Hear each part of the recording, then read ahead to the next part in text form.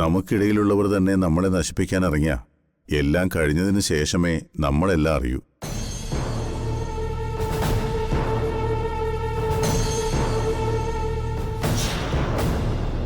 അങ്ങനെയുള്ളവരെ എന്ത് ചെയ്യണമെന്ന് അച്ഛൻ്റെ അഭിപ്രായം? നമ്മുടെ കൂടെ നിന്നിട്ട് നമ്മളെ ചതിക്കുകയും നമ്മുടെ ജീവന് ആപത്തുണ്ടാക്കാനും ശ്രമിക്കുന്നവരെ നിയമത്തിന് മുന്നിലൊന്നും നിർത്തരുത്, കൊല്ലണം.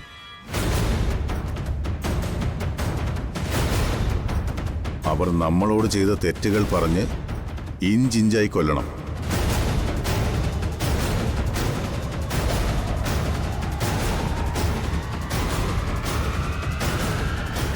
വിശ്വസിക്കുന്നവരെ വഞ്ചിക്കുന്നവർ ജീവിക്കരുത് എന്ന എൻ്റെ അഭിപ്രായം. അതെ അച്ഛാ, അച്ഛൻ പറഞ്ഞു തന്നെയാ ശരി.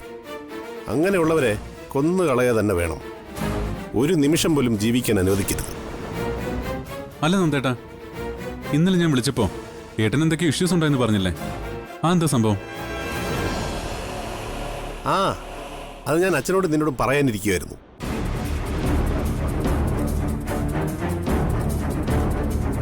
ഇന്നലെ പുറത്തു വെച്ചിട്ട് സംഭവം ഉണ്ടായി. 2 ക്രിമിനലുകൾ മനഃപൂർവ്വം വഴക്കുണ്ടാക്കാൻ വന്നു. അയ്യോ,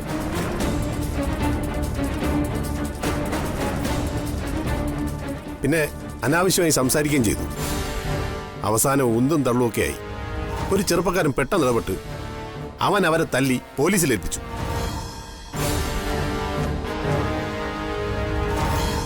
അവൻ ഒരേ നിർബന്ധം, ആ ക്രിമിനൽസിനെ വിടാൻ പാടില്ല, ഞാൻ കേസ് കൊടുത്തേ പറ്റൂന്ന്. ബാക്കിയെല്ലാം അവൻ നോക്കിക്കോളാം. അവന്റെ ആറ്റിറ്റ്യൂഡ് കണ്ട് ശരിക്കും പറഞ്ഞാൽ ഞാൻ അത്ഭുതപ്പെട്ടു പോയി. അതുപോലുള്ള ചെറുപ്പക്കാരാ ഈ നാടിന് ആവശ്യം. അതല്ലേ അച്ഛാ രസം. ഇന്ന് ഓഫീസിൽ വൈസ് പ്രസിഡന്റ് ഒരു ഇന്റർവ്യൂ ഉണ്ടായിരുന്നല്ലോ. ഈ പറഞ്ഞ പയ്യനും ആ ഇന്റർവ്യൂവിലുണ്ടായിരുന്നു.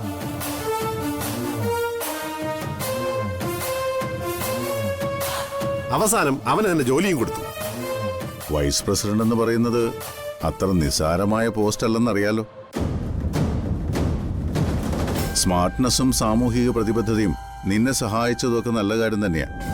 പക്ഷേ ജോലി കൊടുത്തത് നോക്കി തന്നെയാണോ? നല്ലോണം നോക്കി തന്നെ അച്ഛാ. അവിടെ ഇന്റർവ്യൂവിന് വന്നവരിൽ ഏറ്റവും യോഗ്യത അവന് തന്നെയാ. നീ അവനെന്ന് പറയുന്നതല്ലാതെ പേര് ദൂരെ പറഞ്ഞില്ലല്ലോ. പേര് ധനുഷ്. കമ്പ്യൂട്ടർ എഞ്ചിനീയറിംഗിൽ റാങ്ക് ഉണ്ടായിരുന്നു. ഇതുപോലുള്ള കുറെ ഓഫീസുകളിൽ വർക്ക് ചെയ്തിട്ടുണ്ട്. ധനുഷ് എടുക്കണേ. അത് അവനോട് സംസാരിക്കുമ്പോൾ തന്നെ നമുക്ക് മനസ്സിലാവും.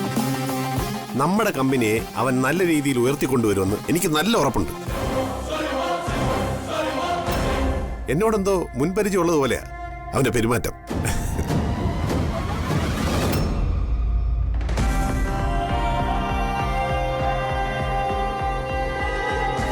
അവനെപ്പോലെ സ്നേഹവും മിടുക്കമുള്ളവരെ വെച്ചാ നമ്മുടെ കമ്പനിക്ക് ആവശ്യം.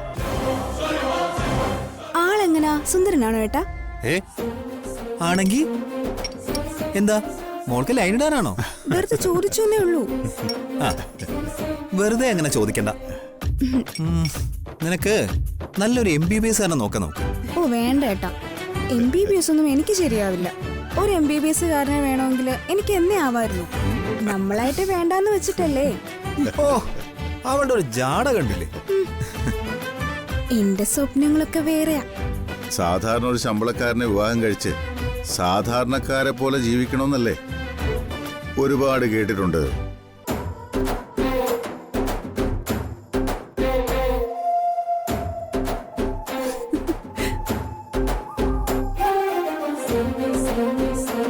ആരുടെയെങ്കിലും കയ്യിൽ നിന്ന് ശമ്പളം വാങ്ങുന്ന കാര്യം ആലോചിക്കാതെ കുറച്ചു പേർക്ക് ശമ്പളം കൊടുക്കണമെന്ന് ചിന്തിക്കേ. ഇപ്പൊ എന്താ പ്രശ്നം? എനിക്ക് ഈ പറഞ്ഞ സാധനത്തിനെ കുറിച്ച് ഒന്നും അറിയണ്ട, പോരെ? അല്ലെങ്കിലും ആരുടെയെങ്കിലും കാര്യം പറയുമ്പോ നിനക്കതറിയാൻ എന്താ ഇത്ര വലിയ താല്പര്യം? ഏട്ടത്തി, ഞാൻ വെറുതെ ആണെങ്കിൽ അത് വേണ്ട, മനസ്സിലായോ? പോട്ടെ അവന്തികെ, അവള് വെറുതെ പറഞ്ഞതല്ലേ.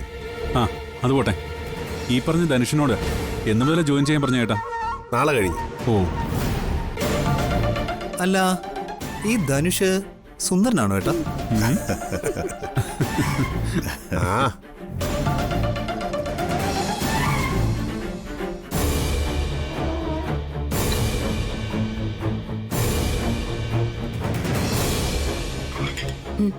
ഞാൻ എടുക്കാം.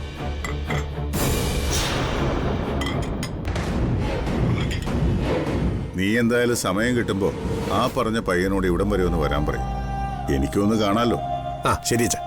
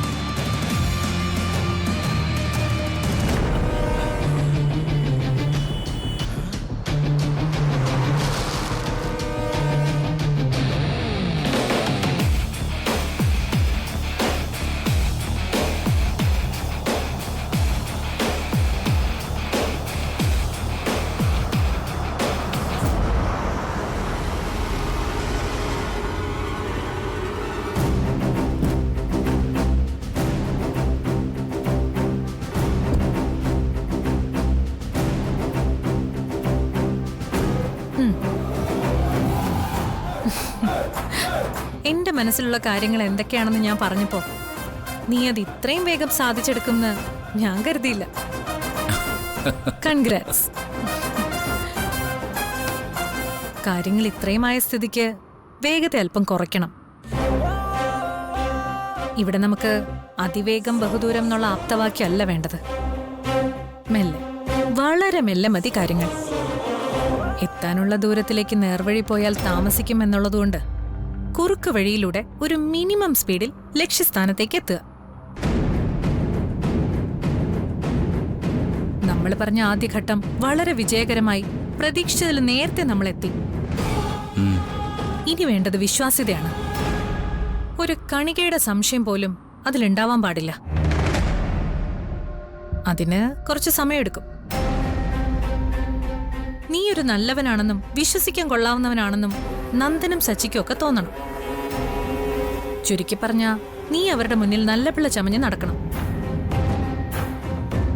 അങ്ങനെ അവരുടെ മുന്നിൽ തെളിയിച്ച് നന്ദന്റെ മനസ്സിലും ജീവിതത്തിൽ ഒരു സ്ഥാനം ഉണ്ടാക്കിയെടുക്കണം. ഞാനീ പറഞ്ഞ പോലെ അതത്ര എളുപ്പമുള്ള കാര്യമല്ല. കൃത്യമായ ജോലി, ജോലിയിലുള്ള ആത്മാർത്ഥത, സൂക്ഷ്മത നിറഞ്ഞ ആശയങ്ങൾ, ഇതൊക്കെ നന്ദനെ നിന്നിലേക്ക് കൂടുതൽ അടുപ്പിക്കാൻ സഹായിക്കും. അങ്ങനെ നന്ദന്റെ വിശ്വാസം നീ നേടിയെടുക്കണം. എന്റെ കഴുത്തിൽ താലി കെട്ടിയ എന്റെ ഭർത്താവിന്റെ നിയന്ത്രണങ്ങളെല്ലാം എന്റെ ഈ രഹസ്യ ഭർത്താവിന്റെ കൈകളിലേക്ക് വരണം. പിന്നെയുള്ളത് ഞാൻ പറയാം. സത്യം പറഞ്ഞ എനിക്ക് വലുതായിട്ട് ചെയ്യാനും മാത്രം ആ ഓഫീസിലൊന്നും ഇല്ല വന്തിക. പിന്നെ എന്റെ ഡിഗ്രിയും എക്സ്പീരിയൻസും വെച്ച് ഞാൻ ഇതുപോലൊരു ഓഫീസിൽ ജോലി ചെയ്യുന്നത് തന്നെ സമയനഷ്ടമാണ്. അതും വൈസ് പ്രസിഡന്റ് എന്ന സ്ഥാനത്ത്. ധനുഷ് ഒരിക്കലും അങ്ങനെ ചിന്തിക്കുകയേ ചെയ്യരുത്. ഇപ്പോഴുള്ള നിന്റെ ഈ പാഴ് സമയം കൊണ്ട് നിനക്ക് കിട്ടാൻ പോകുന്നതിനെ കുറിച്ച് മാത്രം ചിന്തിക്കുക. എല്ലാത്തിനും അവസാനം നീ വരാൻ പോകുന്നത് നെല്ലിശ്ശേരി അസോസിയേറ്റ്സിന്റെ വൈസ് പ്രസിഡന്റ് ക്യാബിനിൽ നിന്ന് നെല്ലിശ്ശേരി കുടുംബം എന്ന വലിയ വീടിന്റെ ഗൃഹനാഥനായ സേതുമാധവന്റെ സിംഹാസനത്തിലേക്കാ. 10 തലമുറയ്ക്ക് വാഴാനുള്ള സ്വത്തുക്കളുടെ മുകളിൽ അയാൾ ഇട്ടിരിക്കുന്ന സിംഹാസനത്തിലേക്ക്. നിന്റെ ആ സിംഹാസനത്തിനടുത്ത് നിന്നെ സ്നേഹിക്കുന്ന പ്രിയ പത്നിയായി ഞാനും. കുറച്ചുനാൾ മാത്രം നീ എടുക്കുന്ന ഈ എഫേർട്ടിന് നിനക്ക് കിട്ടാൻ പോകുന്നത് ഒരിക്കലും എണ്ണിത്തിട്ടപ്പെടുത്താനാവാത്തത്ര വലിയ സമ്പാദ്യമാണ്. അതുകൊണ്ട് നീ ഇത് പാഴാക്കുന്ന സമയമാണെന്നുള്ള ആലോചനയ്ക്ക് വിലയില്ലെന്നുള്ളതാണ് ശരി. മനസ്സിലായി. ഇനി ഞാൻ എന്താ ചെയ്യേണ്ടത്? അവന്തികയുടെ ഐഡിയയിൽ തന്നെ പോകട്ടെ കാര്യങ്ങൾ. ഇനി വേണ്ടത് മിടുക്കും വിശ്വാസവുമാണ്. അതിൽ നീ കാണിക്കാനുള്ള മിടുക്കെന്താണെന്ന് ഞാൻ ആദ്യം പറയാം. ആ ഓഫീസിലെ ആരെക്കാളും, പ്രത്യേകിച്ച് അനൂപിനെക്കാളും ജോലിയിൽ മിടുക്ക് കാണിക്കണം. കമ്പനി ഉയർച്ചയിലേക്ക് കുതിക്കുന്നത് നിന്റെ കഴിവും സാമർഥ്യവും കൊണ്ടാണെന്ന് എല്ലാവരും കരുതണം. ഇനി വിശ്വാസത്തെക്കുറിച്ച്. നന്ദൻ ഇപ്പൊ ചെയ്യുന്നതെല്ലാം നിന്നെ ഏൽപ്പിക്കണം. ബിസിനസ് മീറ്റിംഗ്സും ഡീലുകളും മറ്റും നിന്നെ ഏൽപ്പിക്കുന്ന തരത്തിൽ നിന്റെ കൈവെള്ളയിലിരിക്കണം നെല്ലിശ്ശേരി കമ്പനി. മിടുക്ക്, വിശ്വാസം, ഈ 3 അക്ഷരമുള്ള വാക്കുകളിൽ തൂങ്ങി നിന്ന് വേണം വഞ്ചന എന്ന 3 അക്ഷരമുള്ള വാക്കിൽ ചവിട്ടി നിന്ന് നമുക്ക് നേടാനുള്ളതൊക്കെ നേടാൻ. നീ ഇത്രയും ചെയ്തു കഴിയുമ്പോഴേക്കും എനിക്കുണ്ട് ചെയ്തു തീർക്കാൻ. നീ ഓഫീസിൽ ഇതൊക്കെ ചെയ്യുമ്പോഴേക്കും ഞാൻ കുടുംബത്തിൽ ചില തയ്യാറെടുപ്പുകൾ നടത്തും. 2 മാസം കഴിഞ്ഞാ നെല്ലിശ്ശേരി വീട്ടിൽ ആഘോഷം. സന്ദീപിന്റെ ഭാര്യയായ ആതിരയുടെ സീമന്തവും ധനുഷിന്റെ ഭാര്യ അവന്തിക അമ്മയാവാൻ പോകുന്നതിന്റെ ആഘോഷവും. ആ ആഘോഷം കഴിഞ്ഞാൽ അന്ന് രാത്രി ആതിര താണ്ടില്ല. ആഘോഷത്തിമിർപ്പൊക്കെ കഴിഞ്ഞ് ആതിരയും അവളുടെ കുഞ്ഞും രണ്ടിനെയും പരലോകത്തേക്ക് പറഞ്ഞു വിടുന്നുണ്ട് ഞാൻ. അവളുടെ കുഞ്ഞിനെ 7 മാസം ആയുസേ ഉള്ളൂ. അതും പുറം ലോകം കാണാൻ വിധിയില്ലാത്ത 7 മാസം. നെല്ലിശ്ശേരി വീട്ടിൽ മുട്ടിലിഴഞ്ഞ് നടക്കാനും എല്ലാവർക്കും എടുത്ത് ലാളിക്കാനും ഒരു കുഞ്ഞു മതി. നന്ദന്റേതെന്ന് എല്ലാവരും വിശ്വസിക്കുന്ന എന്റെയും നിന്റെയും കുഞ്ഞ്.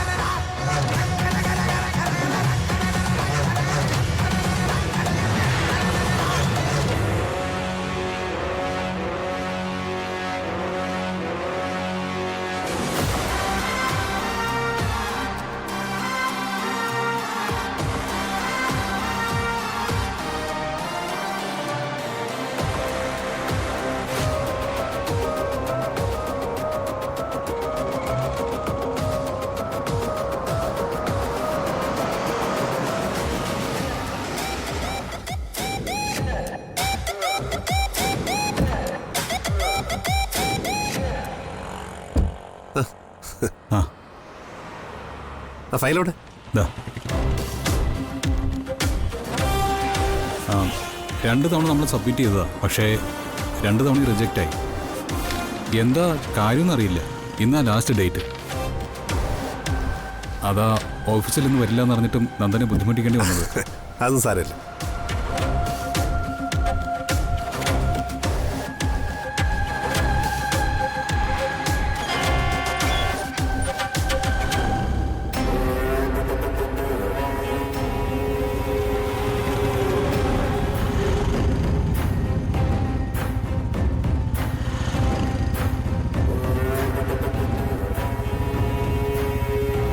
ധനുഷല്ലേ അത്?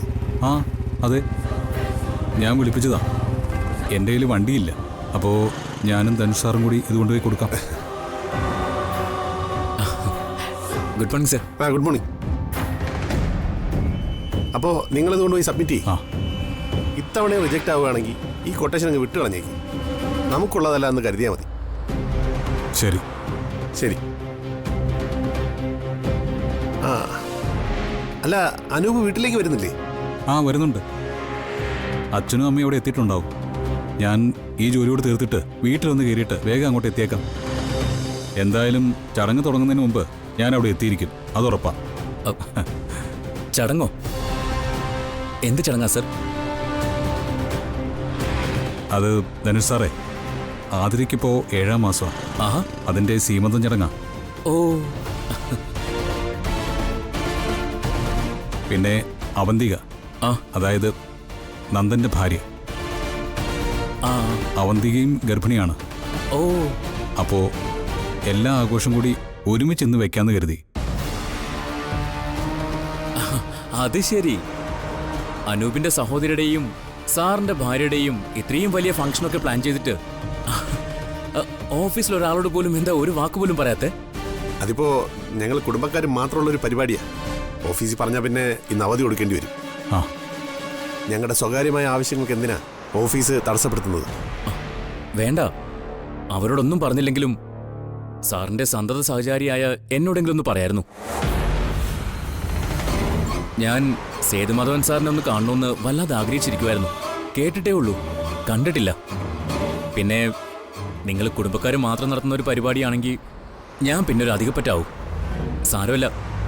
എങ്കിലും സാറോ അനൂപോ ഒരു വാക്ക് പറയാത്തത് അത് ചെറിയ വിഷമമായി. എന്നാലേ അങ്ങനൊരു വിഷമം വേണ്ട. ധനുഷിനെ ഞാൻ ക്ഷണിച്ചിരിക്കുന്നു. ധനുഷും വാ. ധനുഷിനെ കുറിച്ച് പറഞ്ഞപ്പോ അച്ഛന് തന്നെ കാണണമെന്ന് പറഞ്ഞിരുന്നു. ഒരു കാര്യം ചെയ്യാം, ഞാനിപ്പോ സാറിന്റെ കൂടെ വരാം. എന്റെ വണ്ടിയും കൊണ്ട് അനൂപ് പോയിട്ട് അങ്ങ് വന്നാ മതി. ആ ആ ശരി, എന്നാ പിന്നെ ഞാനങ്ങ് എത്തിയേക്കാം. ശരി, എന്നാ നമുക്ക് പോവാം സാർ. ധനുഷ് കയറിക്കൂ. ആ ദാ. ആ അനുപ വന്നേക്കണേ. ശരി.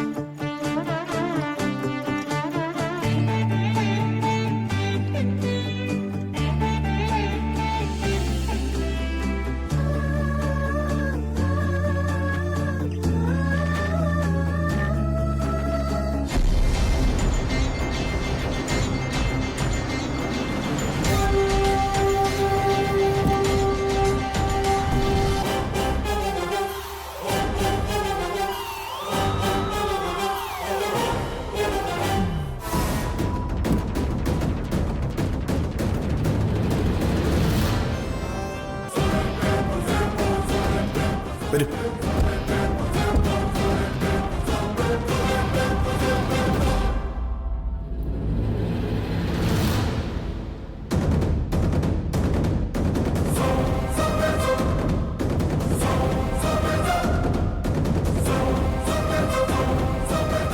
ധനുഷ്, ഇതാണ് അവന്തിക. Hello madam. ഹലോ. താൻ വാ, അച്ഛനെ കാണാം. ആ ഒരു മിനിറ്റേ. ആ. ഹലോ. ആ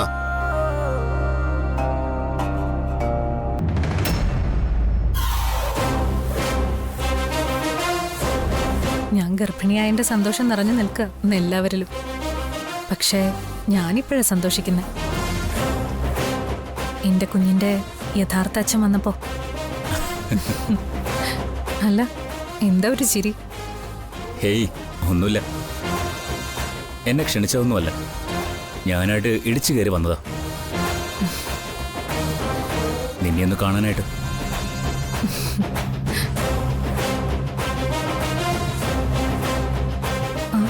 എന്താ, എന്തെങ്കിലും കുഴപ്പമുണ്ടോ?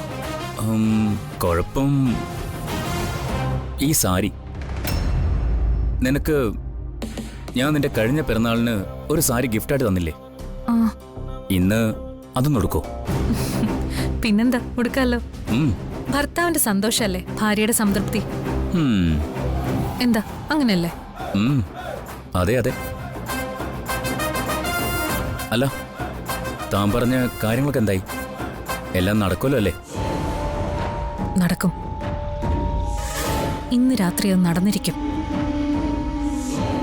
ഇന്ന് ഈ ആഘോഷങ്ങളെല്ലാം കഴിഞ്ഞ് സൂര്യൻ അസ്തമിക്കുമ്പോ ആതിരയുടെ സ്വപ്നങ്ങളും അസ്തമിക്കും.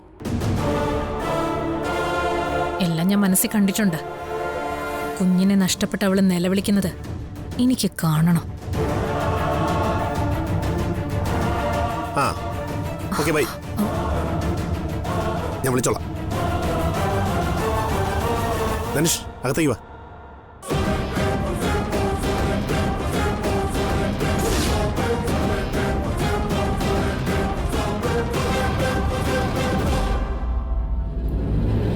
അച്ഛാ, ആ ഇതാണ് ഞാൻ പറഞ്ഞ ധനുഷ്. ആഹാ, ഇതാണോ ആള്? മിടുക്കനാണല്ലോ. ഏയ്,